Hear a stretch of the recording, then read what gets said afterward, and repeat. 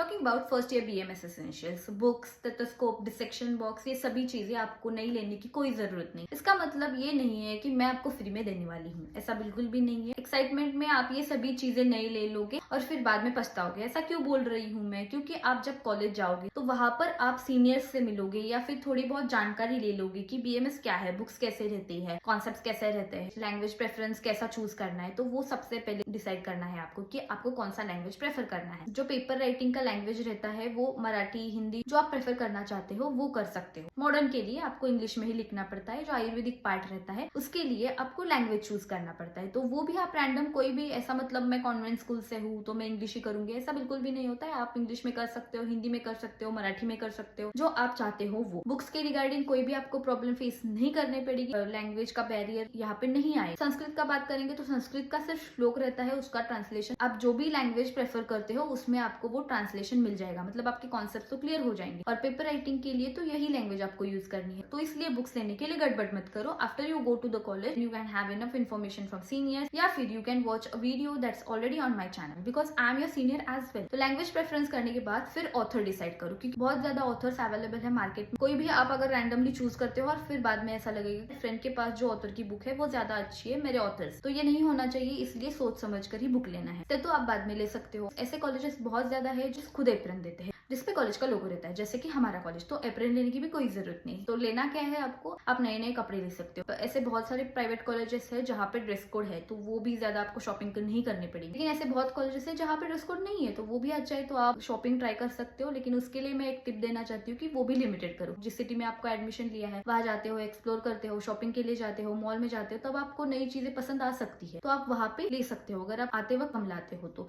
और पता नहीं हॉस्टल में या फिर आपने जो भी जुगाड़ किया है रहने का, वहां पे जगह कितनी है आपका सामान रखने के लिए। ये सभी चीजों में बाद में प्रॉब्लम फेस करने से अच्छा है कि थोड़ा बहुत लिमिटेड लगेज ही लाते वक्त लाओ। और उसके साथ में स्नैक्स लाना मत भूलना, क्योंकि डोंट नो कि आप जल्दी से एडजस्ट कर पाओगे नहीं कर पाओगे। I would like to suggest you कि हेल्दी स्नैक्स लाओ, तला हुआ वगैरह, बेकरी प्रोडक्ट्स ज्यादा मत लाओ। You have to take care of your health from right now, because you have to spend 4.5 years here, and internship का तो वो अलग है। You can compromise with your health. किसी भी सिटी में जाओ मेस का प्रॉब्लम रहता ही है, ऐसा रेयरली आपको अच्छा मेस मिल जाता है। उससे कोप अप करने के लिए कोई अगर ऑप्शन आपके सामने है तो आप वो भी ला सकते हो। मोस्टली हॉस्टल्स में इंडक्शन वगैरह तो अलाउड नहीं होता है, तो आप अगर कॉम्प्रोमाइज कर ही नहीं सकते हो फूड में, खाने में, तो I would like to suggest you one more thing कि आप बाहर रहना, फ्लैट में, पीजी में 1 hour की लेके रेंट पे आप रह सकते हो अगर आप फूड में कॉम्प्रोमाइज नहीं ही कर सकते हो तो। ये बहुत ही शॉर्ट में मुझे वीडियो बनाना था। इसके अलावा और कोई डाउट है तो मुझे कमेंट सेक्शन में कमेंट जरूर कर सकते हो, या फिर इंस्टाग्राम पे मुझे टेक्स्ट भी कर सकते हो। Thank you and all the best.